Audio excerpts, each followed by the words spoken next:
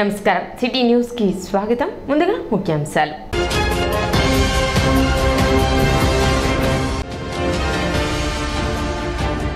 మానవ మనుగడకు ప్రమాదకరంగా మారుతున్న కోనోకార్పస్.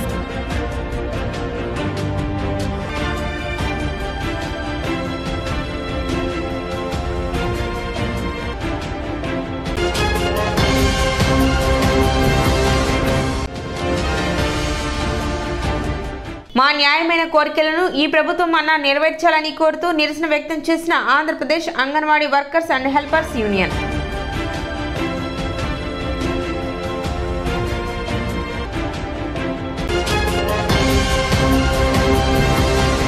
తమ న్యాయమైన కోరికలను ఈ ప్రభుత్వం అన్న నెరవేర్చాలని కోరుతూ జాతీయ కోరికల దినం సందర్భంగా Andhra Pradesh anganwadi workers and helpers union నిరసన వ్యక్తం చేశారు. స్థానిక చిన్నవరు పార్కు వద్ద గల ధర్నా చౌక్ నందు సిఐటియు ఆధ్వర్యంలో Andhra Pradesh anganwadi workers and helpers union నిరసన తెలిపారు. సిఐటియు నాయకులు వారికి మద్దతు తెలిపారు. గత ప్రభుత్వంలో అనేక నిరసన కార్యక్రమాలు చేపట్టిన ప్రభుత్వంలో చలనం లేదని, గత ప్రభుత్వం వేతనాలు పెంచకపోగా తమని అన్ని రకాలుగా ఇబ్బంది పెట్టారని, తమ న్యాయమైన కోరికలు ఈ ప్రభుత్వం అయినా సానుకూలంగా స్పందించి నెరవేర్చాలని అన్నారు. కార్మికులందరికీ 26,000 రూపాయలు కనీస వేతనం, స్కీమ్ వర్కర్లను వర్కర్లుగా గుర్తించి కనీస వేతనం, పెన్షన్, సామాజిక భద్రత సౌకర్యం, కాంట్రాక్ట్స్ అవుట్సోర్స్ కార్మికులకు కనీస వేతనం, సామాన పనికి సమాన వేతనం, భవన నిర్మాణ కార్మికుల సంక్షేమ నిధిని వారికే ఖర్చు చేయాలని, ముఠా కార్మికులకు సంక్షేమ చట్టం తేవాలని, ఈపీఎస్ కనీస పెన్షన్ 9,000 ఇవ్వాలని, 4 లేబర్ కోడ్లను రద్దు చేయాలని, విశాఖ ప్రైవేటీకరణను ఆపాలని, ప్రభుత్వ సంస్థల లీజ్ను ఉపసంహరించాలని, తమ న్యాయమైన కోరికలను ఈ ప్రభుత్వం అన్న నెరవేర్చాలని విజ్ఞప్తి చేశారు. అంగన్వాడీ జిల్లా ప్రెసిడెంట్ ఏవిఎన్ కుమారి, మున్సిపల్ కాంట్రాక్ట్ వర్కర్స్ యూనియన్ కార్యదర్శి ఎం వెంకటేశ్వర్లు, భవన నిర్మాణ కార్మిక సంఘం నాయకులు ఆర్ శ్రీనివాసరావు, రిటైర్డ్ ఆర్టీసీ ఉద్యోగులు సంఘం నాయకులు K Shivashankar Rao, auto workers union నాయకులు ఎం సాంబశివరావు, ముఠా కార్మిక సంఘం నాయకులు జి వెంకట సుబ్బయ్య, నాస్తిక సమాజం నాయకులు సత్యనారాయణ మాట్లాడారు. జూలై 10 కోరికల దినోత్సవం సందర్భంగా మా అంగన్వాడీలని గత ప్రభుత్వం కూడా మా డిమాండ్లు చేశాము, మా నిరవధిక సమ్మె కూడా చేశాము. కానీ అందులో ఆ ప్రభుత్వం ఇస్తానన్న హామీలను అమలు చేయలేదు.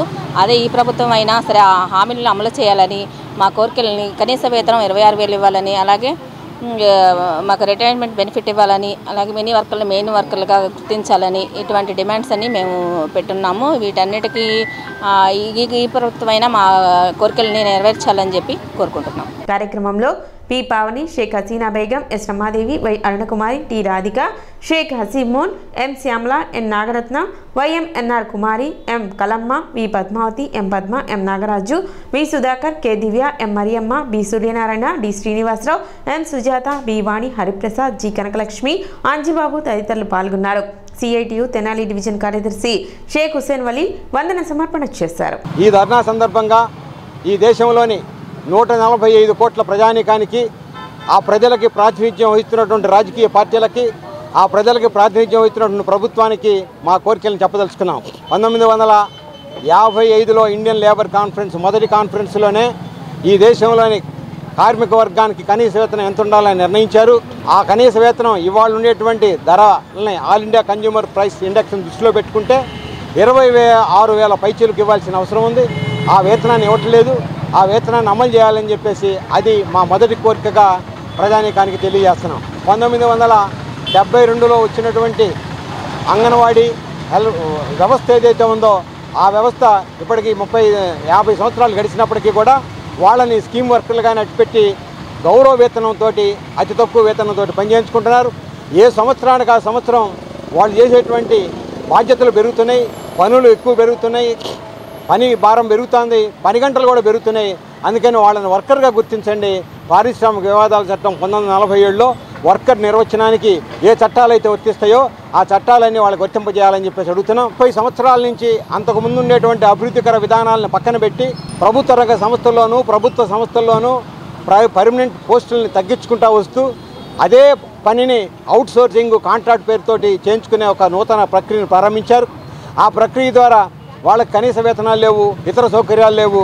కాలం గడిచే కొద్దికి కోర్టులు జోక్యం చేసుకుని, అత్యంత ఉన్నత న్యాయం జోక్యం చేసుకుని ఆ కాంట్రాక్ట్ అవుట్సోర్స్ కార్మికులకు కూడా సమాన పనికి సమాన వేతనం ఇవ్వాలని, అంటే పర్మనెంట్ కార్మికులతో పాటు వేతనం, ఇతర సౌకర్యాలు అమలు చేయాలని చెప్పేసి తీర్పులు వెలువడ్డాయి. ఆ తీర్పుల్ని అమలు చేయాలని చెప్పేసి ఒక కోరికని కోరటం జరుగుతూ ఉంది. రేపు ఆగస్టు 6, 7, 8 తేదీల్లో పార్లమెంట్ దగ్గర ఢిల్లీలో ధర్నా జరగబోతూ ఉన్నది. ఆ ధర్నాలో ఇప్పుడు ఏదైతే పాత పెన్షన్ విధానాన్ని రద్దు చేసి అనేక సెక్టర్స్లో కొత్త పెన్షన్ విధానాన్ని ప్రవేశపెట్టేసి కార్మిక నష్టదాయకంగా ఉంది రిటైర్డ్ ఎంప్లాయీస్కి. అలాగే మినిమం 9,000 రిటైర్డ్ ఎంప్లాయీస్కి పెన్షన్ ఇవ్వాలని చెప్పేసి కోరికలతో, అట్లాగే ఆరోగ్య సౌకర్యం కల్పించాలని చెప్పేసి, అట్లాగే ఇంతకు ముందు ఉన్నటువంటి రైల్వేలో కానివ్వండి కొన్ని సెక్టర్స్లో సబ్సిడీ పద్ధతుల్లో ట్రాన్స్పోర్ట్ ఫ్రీ అనౌన్స్ ఉండేది, అది కూడా రద్దు చేశారు.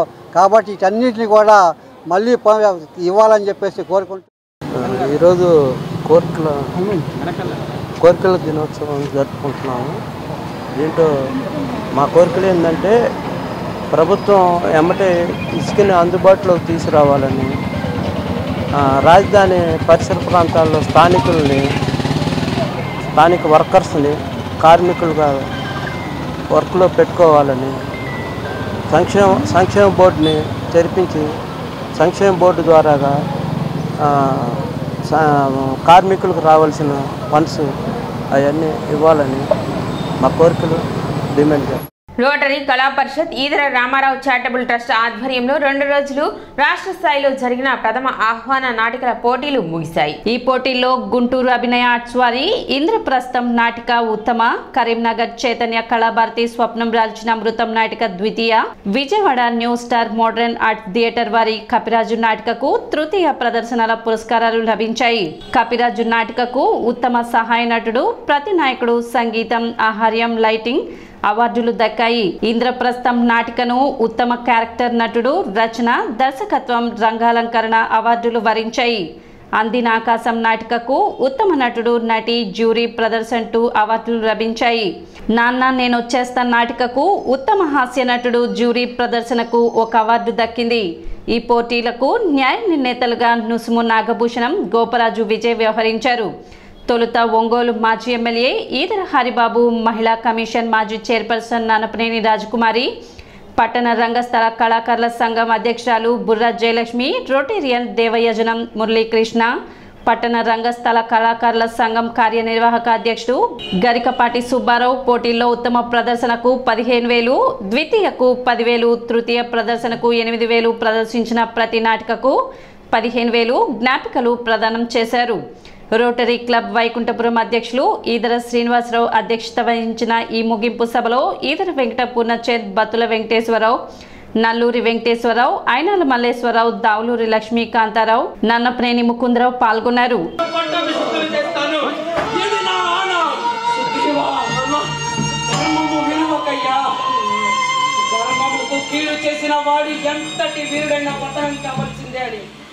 నా చరిత్ర ఈ లోకానికి సాక్ష్యంగా చెబుతుంది. వాడు నేను కలిసి చదువుకునేటప్పుడు ఎప్పుడు మీరు చెప్తా ఉంటాను, మా అన్నయ్య గొప్పవాడు, మా అన్నయ్య మంచివాడు. అంత మంచాన్ని మీరు ఎలా మిస్ చేస్తున్నారో నాకు అర్థం అవ్వలేదు. ఒక చిన్న ఉద్యోగం చేసుకొని చదువుకున్నాడు. నేనే స్వయంగా ప్రతి పాఠశాలకు వెళ్ళి ప్రతి పిల్లవాడికి పంచుతాను. శ్రీరామ శ్రీరామ.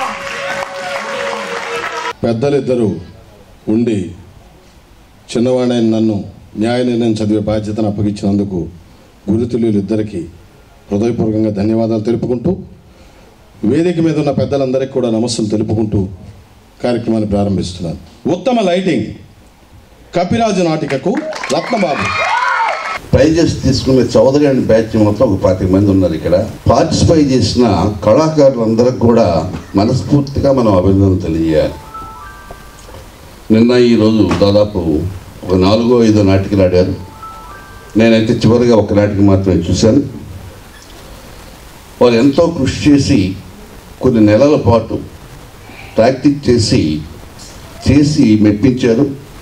వారందరికీ మనస్ఫూర్తిగా మరొకసారి మనమంతా కూడా కరతాళ ధ్వనం ద్వారా శుభాకాంక్షలు తెలియజేయాలి.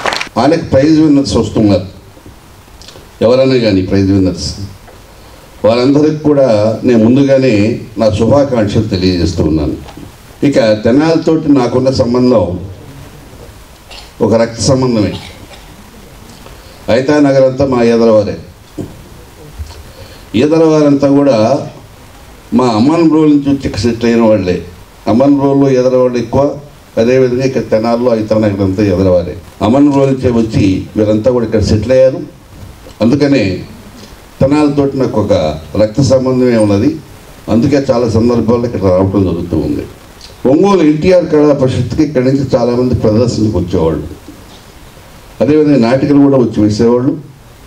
చందు భాస్కరరావు గారు ముఖ్యంగా మాకు అక్కడ హరికథలు చెప్తూ వచ్చేవాడు. అదేవిధంగా ఇక్కడ కళా సంబంధం కూడా తెనాలతో నాకు చాలా ఉన్నది. ఇప్పుడు చిన్న విరామం.